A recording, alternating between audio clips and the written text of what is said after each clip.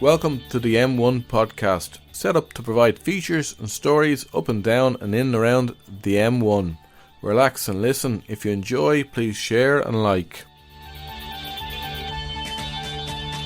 The local elections are taking place on the 7th of June this year. On this podcast, we'll be doing a series of features to help inform you. In this episode, we have an overview of Fingal, Meath and Louth councils, and we discuss with former Sinn Fein and Labour Councillor Killian Forde about the role of a councillor, local authorities and what people can expect from candidates on the campaign.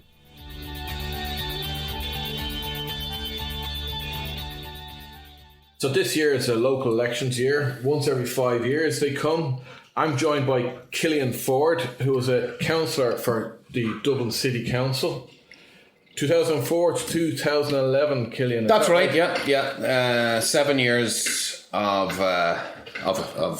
constituency. That was in Donamead. So Donamead ward would have been about 50,000 people. How did you find that role as a councillor? So I loved it at first. For the first, I'd say 3 or 4 years, I really enjoyed it. There was a lot to learn, and I think this would be typical in all parties. We wouldn't have got much information from the party themselves. I mean, with hindsight, I think probably the first thing any councillor should do if they get elected is sit down and read the Local Government Act to understand what their role is and also what the role of the councils are in relation to central government. That was something I didn't know anything about at the start, and probably didn't know or was even curious to find out until about probably the second term. Yeah. But being honest, I mean, I left in 2011, and largely because I really grew to despise the constituents. I mean, it just drove me mad. I remember I used to, when I wanted to go and get some milk, rather than go to the local shop because that would take forever, I'd get in the car and drive, up the motorway to get. Go to the service station, people know me. I mean, it was, some people really enjoy that sort of local notoriety or fame. It's, almost this localised fame. And if you do enjoy it, you'll do well in politics. If you don't enjoy it, it reminds me of a recent conversation I had with a city councillor. Yeah. And he was talking about constituents contacting him on the day of his brother's funeral. And she wanted to ask a question about the traffic lights next to her apartment block. Right. He said, I'm just going down to bury my brother today, and so I'm not available. Call me at another time. And she said, when will you be finished? Well, I actually did get a call on Christmas Day one year, and it was about 12 o'clock. Still sitting in my pajamas. I've got my presents open. My kid is running around. And I answered the phone. I used to kind of pride myself in getting back to people as soon as possible. And I answered the phone thinking this is probably an emergency. And it was from a woman who lived in a council house, and her cooker didn't work. And I said to her, there's no emergency cover for something like that today. It would only be for leaks and stuff. And she goes, well, can you try and find out? So I ring the emergency repairs number. You rang them on Christmas Day? I rang them on Christmas Day on the council. I said, look, this woman's cooker won't work. And he said, oh, no, we don't have anybody available. We're on a skeleton staff. We're only dealing with emergencies. And the 3 guys I have are out. So I ring her back and I said, here, this is what's the story. And she says to me, well, what are you going to do about it? I voted for you. And I said, it's Christmas Day. And she said, I don't care. I have to get my turkey into the oven. I said, well, go ask a neighbour. I don't know what to do. Who would she vote for instead, I wonder? She probably didn't vote. The reality is that those who make the most noise, it turns out that they hadn't voted. I fired in Irish politics, there's no, you're actually supposed to be going in and kind of you're the board, the board of governors, or you're on the executive board of Dublin City Council, which, had a budget of, 2 billion euros.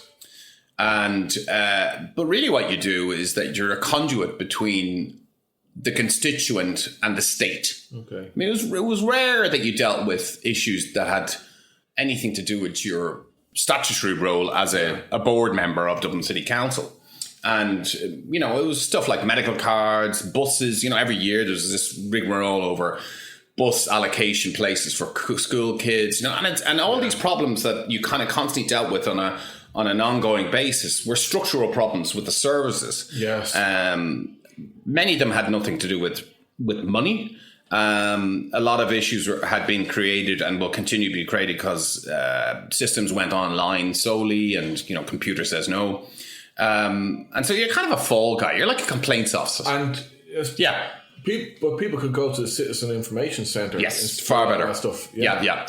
I mean, and the Citizen Information Centre tend to know the stuff much better, and yeah. So why? But I mean, you do have. Why is the situation like this with the councillors, with people pressuring them for ringing them on their brothers' funerals and ringing them on Christmas Day? Why do they do that? Because they can. Yeah. Maybe maybe there isn't any more to it. People like having friends. People like knowing the local politician. They like, I'll sort that out for you. I mean, that was the other thing. You'd get phone calls from people who you kind of vaguely knew who'd be asking you to do favours in somebody else, and then you would try and resolve their issue. But then sometimes you'd find out they never tried to resolve the issue themselves. And what drove you into politics? Was that your expectation? That's what you'd be involved in? Was that I don't think I had any expectations. So I was away in the Balkans. And I'd always had Republican tendencies, and now they weren't well developed political theory. Republicanism, Sinn Fein would have always been my party of choice to who I voted for. But when I was away in the Balkans, they were trying to have this peace process, and it was, it worked, but it was huge amounts of very serious pressure from the international community for these guys to have ceasefires and to make deals. No, so I was in the Balkans, and you had two wars I'd worked in. One was the Bosnian War, and the other one was the Kosovo War. So, but in both cases, and the Macedonian War, you had the international community speaking as one voice and kind of implementing, top down a peace process. And I was watching Ireland, and I was really impressed with how Sinn Féin were trying to bring their community with them. Yeah, and how to me, my interpretation was that the intelligentsia of Ireland would have been happier if Adams and co had just merely dumped the IRA and gone, we're okay. But that would have achieved nothing. It would have achieved the exact same thing that happened in 69, 70 with regards to provisionals. So you were involved in NGO work in Balkans, and you're impressed with what Sinn Féin was doing at home. I thought they were getting a hard time. And then you came back. So then I went to college. Okay. And it was easy to join. So, bear in mind, I'm a middle-class guy from Sutton. I didn't know any working-class people. I didn't know anybody in Sinn Féin. Bayside, in fairness. Well, yeah, but my mates were all... But I went up to... my social circle was all Howth, Sutton. Yeah. I didn't know any people in Kilbarrack. I didn't know anybody at Baldoyle. So I didn't know anybody. Anyway...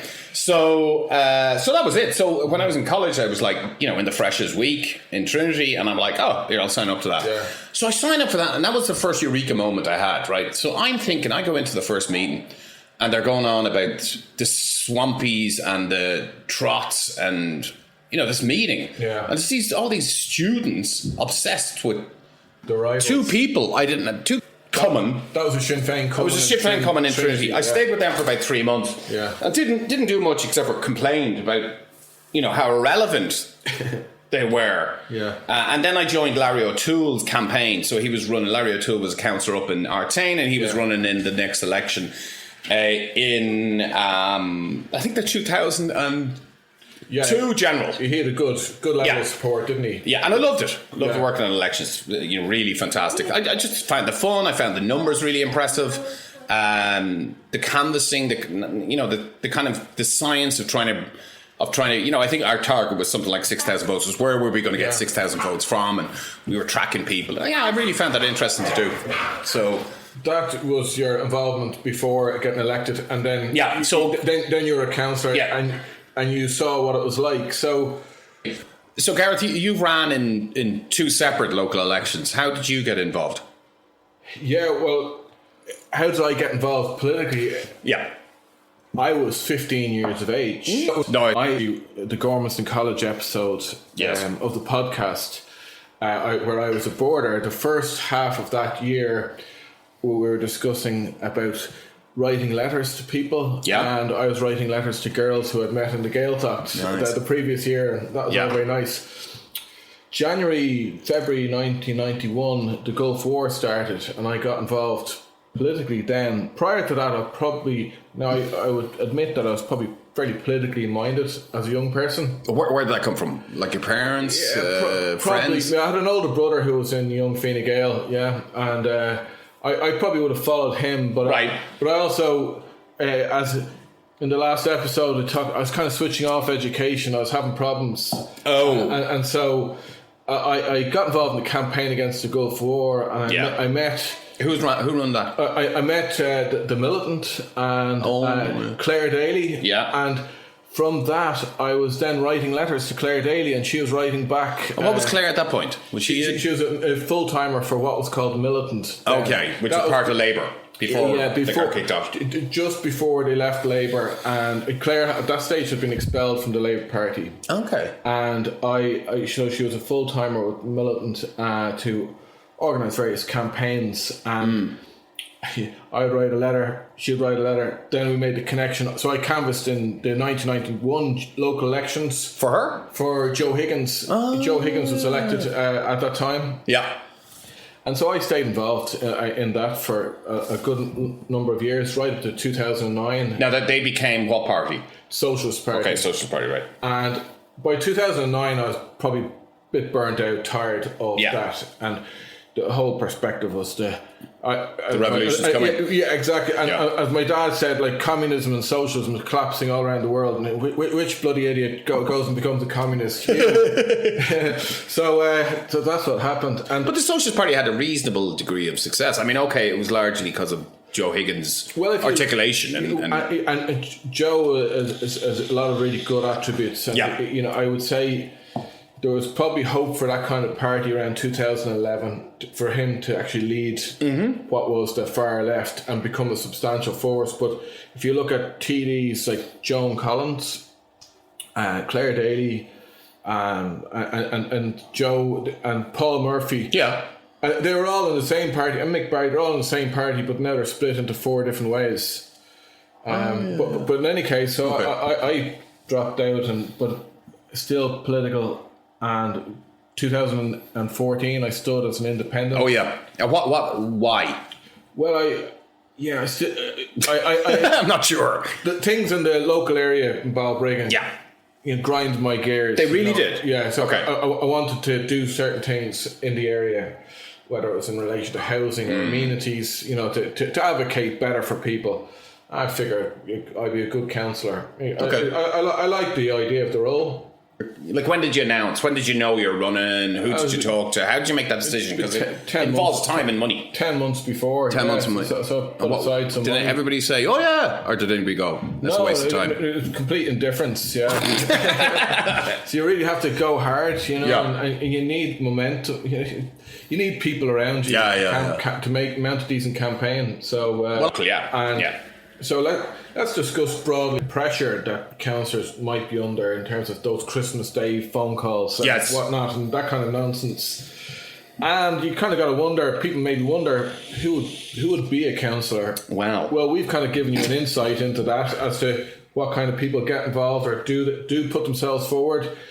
You know the saying for politicians that it's show business for ugly people. Yeah, I think this is very good. Who said that? Well, it gets attributed to different people. Winston Churchill. He gets lots of attributes. Yeah, I don't think it was him. I did look up once, but I've forgotten. An American, probably. But I do think there's an element of truth to it. Like, definitely. Irish politics is funny in that. Okay, but with Irish politics, the harder you work, there's kind of a direct payoff. Yeah. So more funerals you go to. Yeah. So really, you can be quite useless as a politician in the sense that as a legislator, just very successful. Just be a nice fella. Get around, work your off, knock on doors. I mean, Willie O'D, classic example. Yeah, lovely fella. He, gets 2 quotas every time in Limerick, and people say he's the only one who does any work around here. Work at what? He works at getting himself elected. That's what he works at. Yeah, he's very good at that. Anyway, he's great. But I do despair with the kind of people. I do remember on Dublin City Council was 52 of us elected that year, the first year, 2004. They had got rid of the dual mandate, which meant you couldn't be a TD in the council for the first time. So there was a lot of new people. Of the new people, there was people like Pascal O'Donoghue, and he's now the Minister of Finance of something I can't remember what they call them. But anyway, of those new people, I would say that the most capable, the most screwed on, and the most suitable to be legislators were the ones who bailed out first. Right. There was huge amounts of resignations because of the nature of the work. There has to be something fundamentally wrong with you to enjoy being a local celebrity.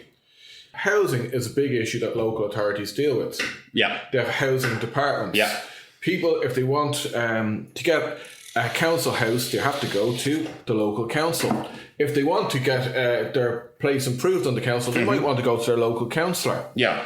But what I was surprised by is how little other candidates and parties said about housing at local elections. You know, it's a directly relevant issue to the local council, but the councillors and the candidates didn't really have much to say about it at a local level. It's generally used as it's a big issue at the moment. Yeah, yeah. But it's generally used as a political football for one party to beat off against another. No, you're right. I mean, like, housing used to come up to me in terms of solely on the, can you get me a house? There was never any real proper discussion on the council. And I remember a colleague of mine was the head of the housing committee, and he did try about what role exactly should Dublin City Council play. And I was the head of finance committee, and I also had an idea that they were shot down. They didn't want, the council themselves don't want the councillors interfering, as they would see in that kind of and you kind of see that in the leaflets that candidates put around, is that they don't really talk about the substantive issues that they can actually make an impact and change. Whether it's more amenities or better services or something like that. It's generally, I'm on this committee, that committee. It's true. And I'm a lovely fella. I've lived here all my life. I love and I'm there all the time for you. I love Drogheda. You call me anytime. Social media everywhere. No, I've never heard anybody, I've never seen or noticed or heard anybody really say, okay, what role should the council play in terms of the provision of housing? Yeah. Like whether they shouldn't, or they should do it in partnership, they should build, or they should only buy, or, there's 101 different combinations of the role that the council can play. And this is what I say when I go back to the Local Government Act. Go to the Local Government Act and see what is the statutory role the councillors have in regards to housing. What's the role that the local authorities have to housing, and that should inform the debate. And if the councillors do that and the candidates do that, and maybe the voters, maybe this will actually make a difference, because I'm looking here at my briefing document, which I sent to you. Can I just say one other thing before you go into that? At the council level, you have groups and group leaders, isn't it? Each party have a group. Yeah. And it should, ideally, from a political point of view, it should kind of feature as a mini parliament, shouldn't it? It should do, yeah. The leader and the opposition, that kind of thing. It doesn't really, because the opposition in reality is the executive of the council. Yeah, and the councillors. And the councillors then have this play act of them being in opposition to the largest group. So Fianna Fáil, hold the mayorship, and therefore Fine Gael or Sinn Fein are in the opposition. But really, there has to be, for councils to work effectively, it would be great if the parties recognised that the enemy is not each other in that case, but it's actual fact.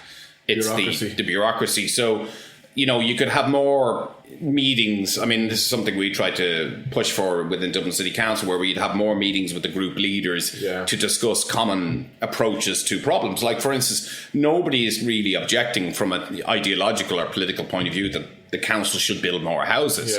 But the way that then the council management can split, councillors together have a lot of power. Councillors divided, talking shite to each other, arguing over who's going to be the mayor, just allows all the council management to run the show, and that's what they like. And I think that's what all councils probably do. Every single council is like that. I wonder how Ireland compares to other countries. Do you have any thoughts about that? About the role of local government in Germany? The role of local government, it depends. I mean, Germany and Switzerland would be very decentralised. Britain seems to be more like us, probably because we copied their initial one in 1922, 23. But I think, by and large, Ireland would be very centralised. Very centralised. Yeah. So let's look. I mean, there's a veto. So a lot of the narrative about the local elections is in terms of the council elections and how that impacts at a national level. Yes. So we know opinion poll support has Sinn Féin around 25%, Fine Gael at 20%, Fianna Fáil at 16%, Social Democrats at 6%, Aontú at 5%, Labour at 4%, Aontú at 5%. Greens at 4%, and the People for Profit Solidarity at 2%. So there are 949 council seats around the country, and the councils we're concerned about are Fingal, Louth, and Meath. And so let's look at say Fingal. Fingal, yeah. You know, Labour they're holding up well. They're on low support nationally, 4%, but they have 6 seats in the council. There's 40 seats. They have a seat in each ward. Can they hold their seats and show that they're resilient? Social Democrats on 6%, but only standing 2 candidates, so no room to actually increase their tally. Where can Sinn Féin? Where can Sinn Féin win seats? Will they get 10? Their opinion poll support is 25%. Yeah. There's 40 seats on the council. Sinn Féin currently only have 4. Yeah. Will they get up to 10 in Fingal? What do you think? I think the Labour Party number here is probably really interesting, and I think that reflects that Labour have always been strong in Fingal, or they have been for decades, and they've had decent TDs, and it's really a question of whether those survivors, for want of a better description, that exist in Labour Fingal are a result of a latent Labour vote that hasn't disappeared yet and gone somewhere else. And I think it would be a bit of a stretch for them to hold on to 6 seats, to 1 in each of the wards. They're not going to be as transfer friendly as they once were. There's a number of other people occupying that space, but also under Bacik, they really haven't had any impact. Yes. They haven't really changed much. Their messaging gets lost. So I think Labour would be over the moon to come out with 6 seats, and really I think they'd be down to 2 or 3. So I think the Social Democrats, I think their move to move Holly to the leadership role has made a lot of sense. I think that dual leadership they were running never really clicked. She seems to be very effective. Certainly gets more press coverage, and they have pretty good candidates. They're good, but if they're only running 2 candidates, and you think they're not going to add anybody? It doesn't look like it. That's a very strange situation.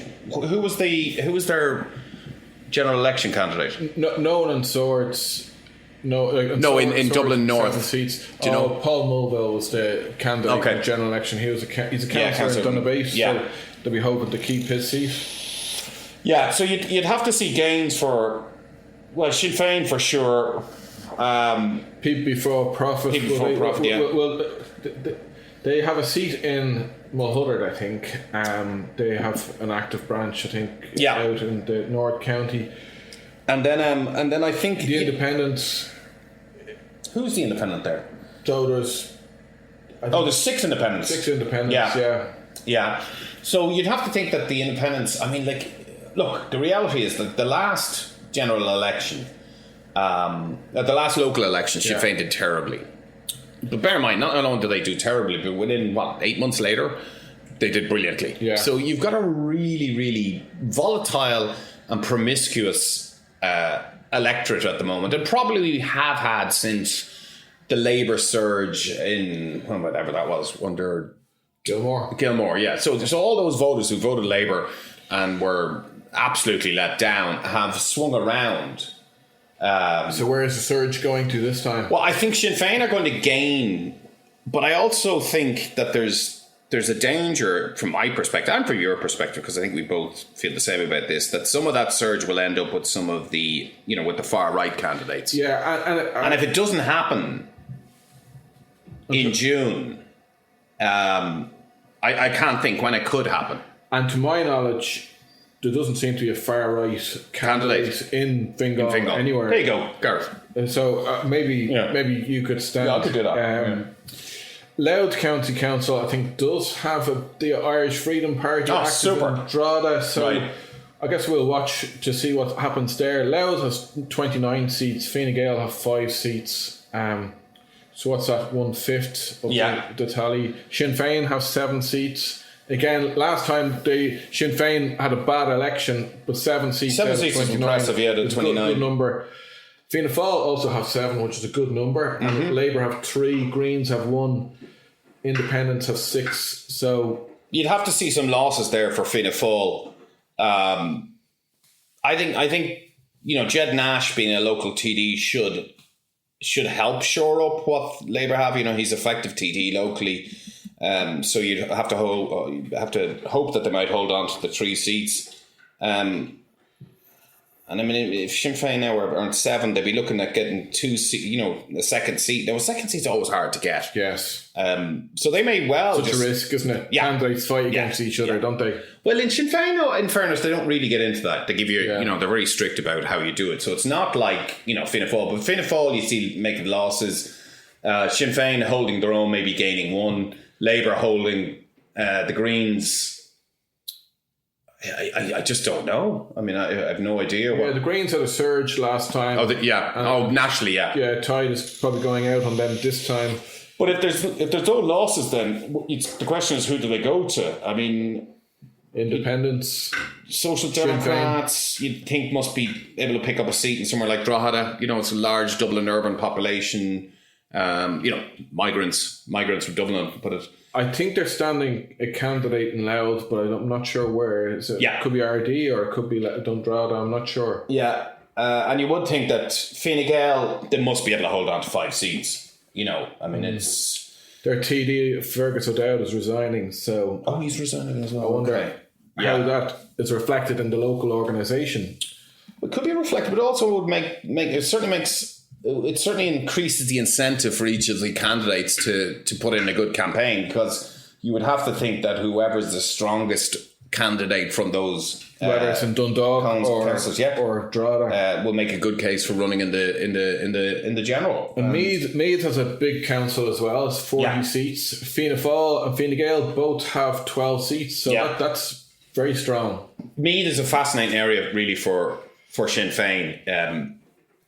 And has been for years. So in about 2002, Joe O'Reilly was their candidate, and he'd been a candidate like for 2 decades prior to that.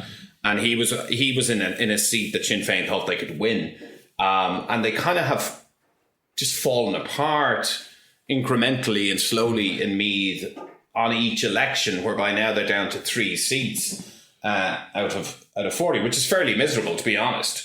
So I'd expect that if Sinn Féin are if they adhere to the opinion polls that they're good for a seat, I think Ainta is going to be fascinating there. Padraig Tobin is a TD in Meath West, so he should be expecting to bring in some council. His wife is the councillor. So it's like I mean, Padraig's good. I mean, I don't agree with his politics, but he's very effective and he comes across as reasonable. And he's played. I mean, I went to see him speak it was about trans people in sport in Edenmore. I mean, Edenmore, and the place was packed. He spoke as the leader. Trans people in sports. It was I don't know, 6 months ago, and it was a public meeting in Edenmore. I went along just to. It was advertised as a meeting called Trans People in Sports in Edenmore. I can't remember what the exact advertisement was. It was organised put together by a crowd called the Countess, which is a bunch of, I think they're kind of feminist. Anti-trans, anti-trans no, I think they're anti-trans, yeah. He spoke at it. The meeting was packed. Really? I mean, packed. There was 200-300 people there. He spoke very well. And that was the time. And he even pulled somebody up. I actually thought that was very good. Somebody went in the group, said something clearly anti-trans. Yeah. And he said, well, hang on a minute. Now, we don't want that kind of language. Yeah. I think he's quite statesmanlike. I think Patter is effective. But it's not interesting. 300 people would turn up to a meeting with that kind of title. I can't remember the exact title. It was like, maybe it was like Gareth Mullen naked on stage or something. But it was amazing. To turn up to a meeting about how you're services could be better. Yeah, nobody how would turn to up. build a better No. health service. Nobody. No, nobody. Literally nobody would turn up. I had a great meeting at the last local election campaign on politics of sport and how we can use government sports funding better. Public meeting. Yeah. How many can't turn up? Bit 12. So I remember going to a meeting once. And 8 of them were party members. Yeah, no, it's embarrassing. I remember going to a meeting once in Baldoyle, and it was organised by one of your crew, the Socialists. Oh, yeah, Brian Green, probably. And Brian rangs me. And he goes, can you come down? There's not many here. I said, yeah, no problem, Brian. So pop down. And it was about, it wasn't bid charges, it was service charges in general. Yeah. And it was like me, 2 other people, some mental person that came in off the street, and there was like, Joe Higgins, Paul Murphy. There was like, what a big, profile, big hitters, and just nobody was interested in hearing it. So those kind of things like trans or immigration, the stuff that engages people. And why negatively, obviously. Yeah, why does it engage people? You got to wonder about that. Because it scares them. Yeah. So you. But I think Pater, his profile has. I mean, let's face reality. Aintree shouldn't be around. They shouldn't have survived so far, and they have. Now, I don't know why. Well, yes, on account of him, and also money. It's expensive to run. But how could that be channeled? Because there was notable that Aintree have actually managed to survive to date with one TD and a fairly good operation, and I think they could make gains. But I remember. But I don't know who the gains are from. Are they from Fianna Fáil? Well, it would obviously it's the old Catholic vote. It would have to. I think. Look at how strong Fianna Fáil and Fine Gael are in Meath. Yes, 24 seats out of 40, and their opinion poll support is 20 and 16. Yeah, so. Yeah. Okay, but do you think that Aintree supporters are going for that older Catholic vote that you may get from the kind of person who might still go to mass, for instance? Is that Aintree, or is it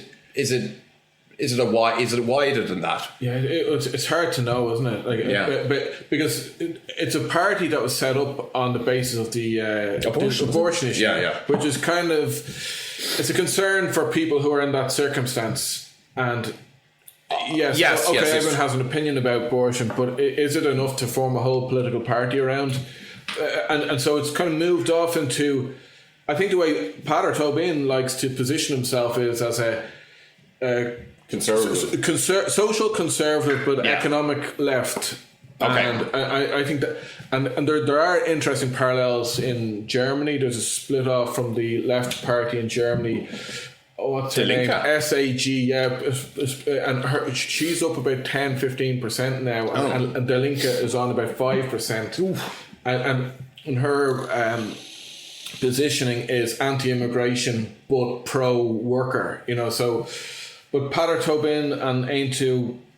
It's not really clear what they're about, but that's the feeling I get from them. But it's not like the Socialist Party, nationalise the top 200 companies. Okay. They don't. Aintree doesn't seem to have any proposals around any of that. They're critical about what the government is doing, but not really forthright about what they would actually want to do themselves.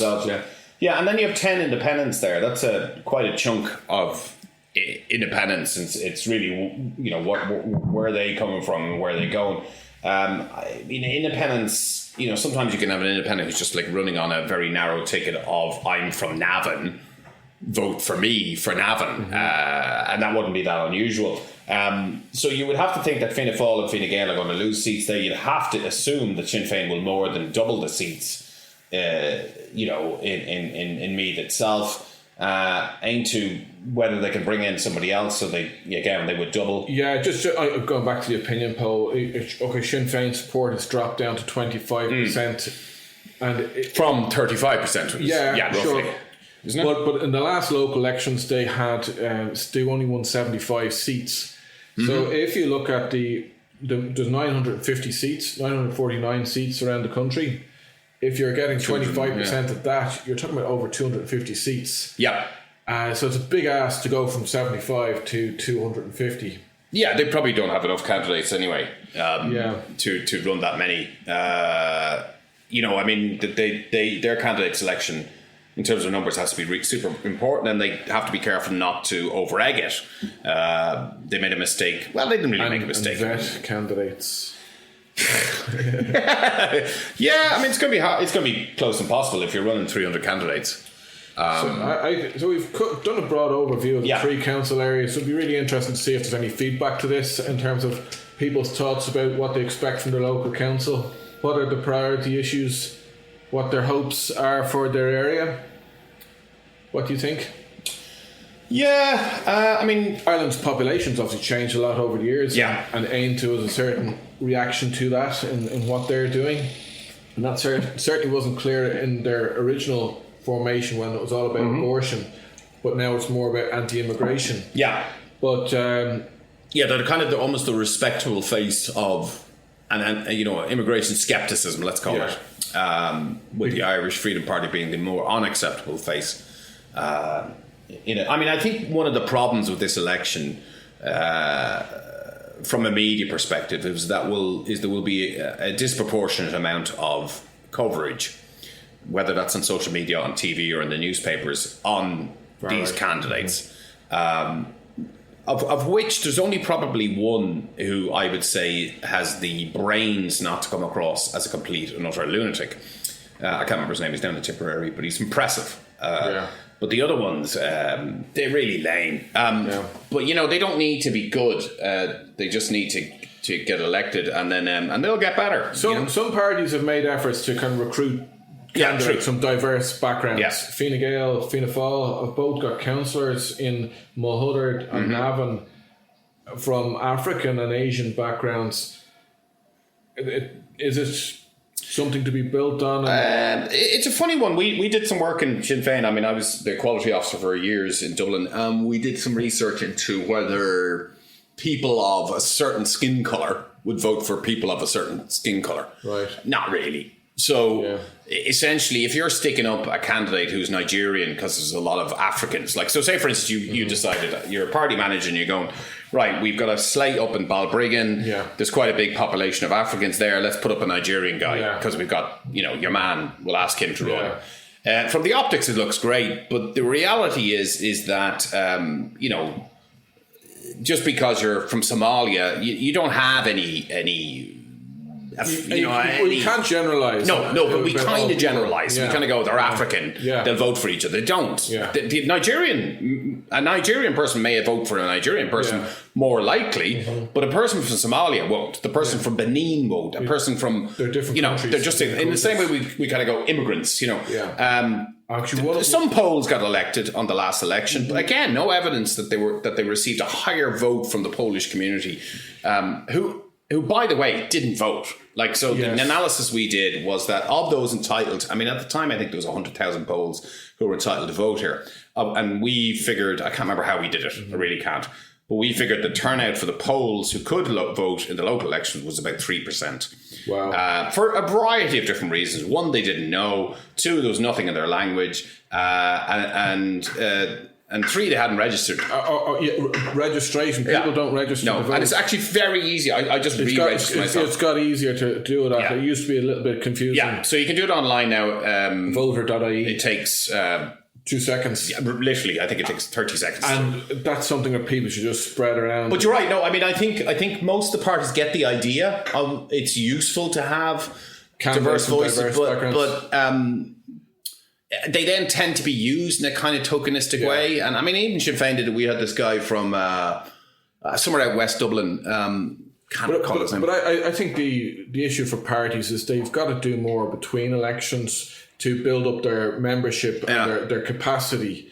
So that, but you know yourself, the reality is, we complain about the gender thing, about the gender imbalance in politics. Yeah.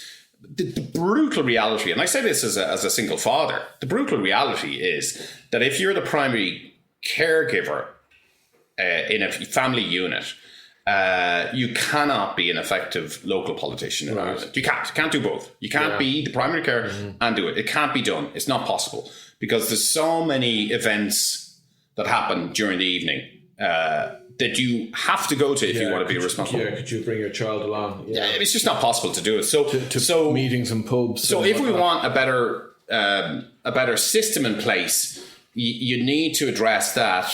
And I think ultimately, I'm a big fan of having list systems in the country. I think that would be great. I think it's okay for the local level, but on the national level, we should bring in a list system to get a better general balance. But I mean, it's very imbalanced.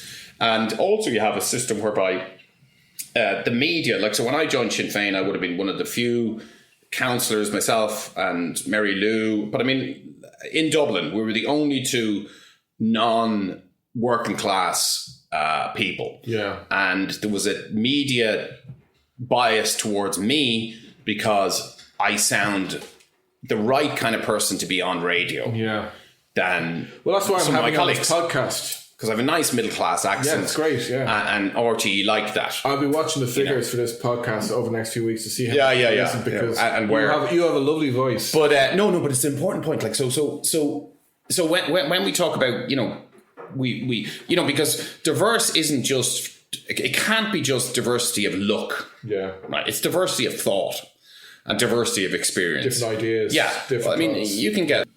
Be really interesting to get some feedback, and maybe we'll follow it up again in the run up to June 7th, which is the election day. June 7th, local elections in Ireland and also European elections. I think what would be fun would be to maybe get a couple of candidates in, and we ask them questions about being a councillor. See what much they know, why they're standing. Yeah, why they're standing. Yeah, something like that. Okay, we'll leave it there for now. Thank you very much. Thank you.